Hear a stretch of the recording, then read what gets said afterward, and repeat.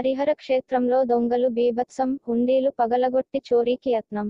సామర్లకోట పట్టణంలోని 5 తూముల వద్ద గల రైల్వే ట్రాక్ సమీపంలోని గోదావరి కాలువ వద్ద హరిహర క్షేత్రంగా ప్రసిద్ధి చెందిన అన్నపూర్ణ సమేత రామలింగేశ్వర స్వామి ఆలయంలో శనివారం రాత్రి దొంగలు బీభత్సం సృష్టించారు. 4 వ్యక్తులు ఆలయంలో ప్రవేశించి ప్రధానాలయం తాళాలు పగలగొట్టి అన్నపూర్ణ అమ్మవారి ఆలయంలోకి వెళ్లారు. అమ్మవారికి నకిలీ నగలు ధరించడంతో అవి నకిలీవని వదిలిపెట్టారు. హుండీలను బయటికి తెచ్చి పగలగొట్టారు. అయితే ఇటీవల హుండీలు లెక్కింపులు జరగడంతో చెప్పుకోదగ్గ ఆదాయం హుండీలో లేకపోవడంతో ఆలయానికి నష్టం పెద్దగా వాటిల్లలేదు. ఆలయంలో ఉన్న అర్చకుని మోటార్ సైకిల్ దొంగిలించేందుకు ప్రయత్నించి విఫలమయ్యారు.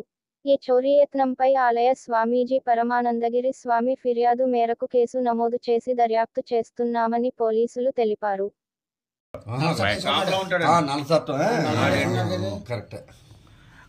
కుంకుమ కలిగేశారు ఎలా చేస్తున్నారు చేతికి బ్లౌజులు పడకంటాను.